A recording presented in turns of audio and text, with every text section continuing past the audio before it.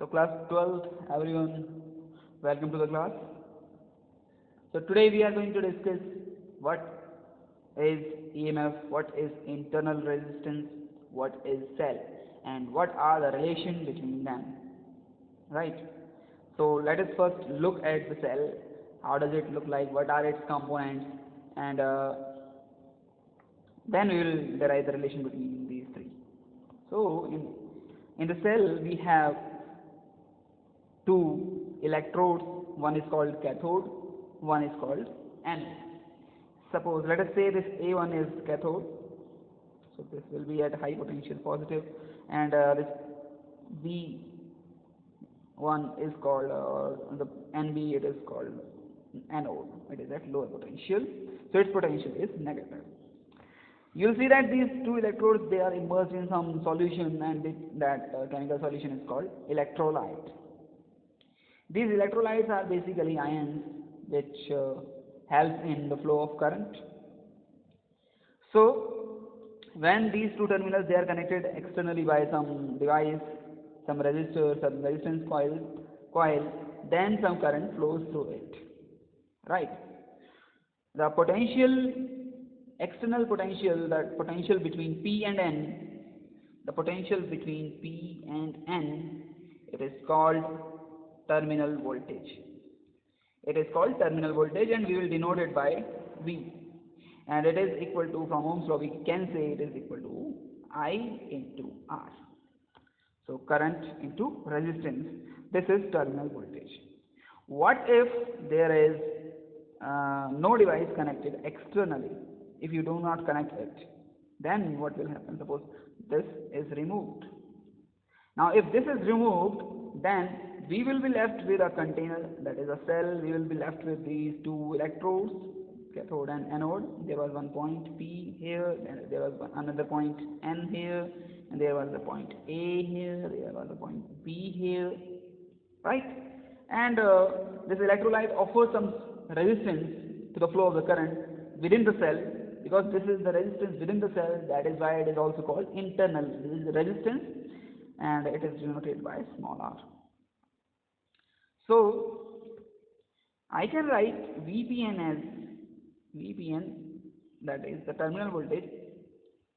It is actually VP minus VPA, the potential difference between P and A, plus potential difference A and B, between A and B, plus potential difference between B and N. So I can write it as VPA is actually VP minus VA, VAB is VA minus VB, plus VBN will be VB minus VN, and you will see that intermediate terms will cancel out, and actually it is equal to VP minus VN.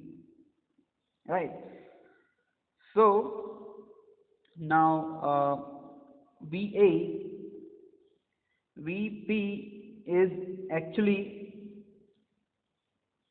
I can see that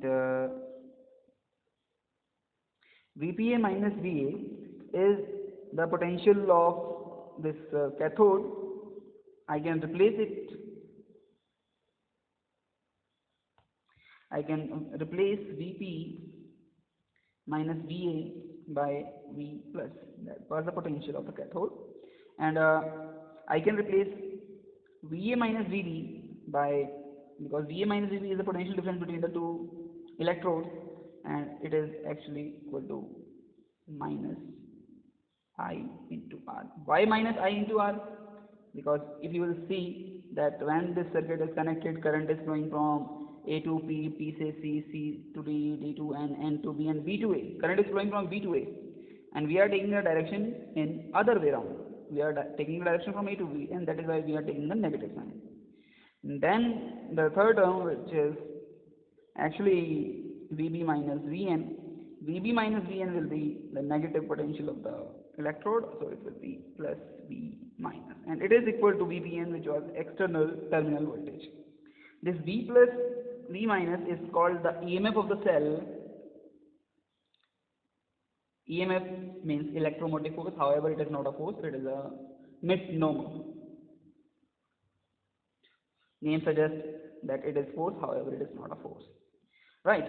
Now, if so that is the relation between EMF, terminal voltage and internal resistance. If the circuit is open, if the circuit is open, I can simply say that current is zero because current will not flow in that case. If circuit is open, if circuit is open, then the current will not flow, I will be zero. In that case, EMF will be equal to the terminal voltage. So we can say, we can define EMF as open circuit voltage. EMF is open circuit voltage. So in the next class, we will be discussing the combination of cells. Combination of cells, that is cells in series and parallel. So that's all for this class.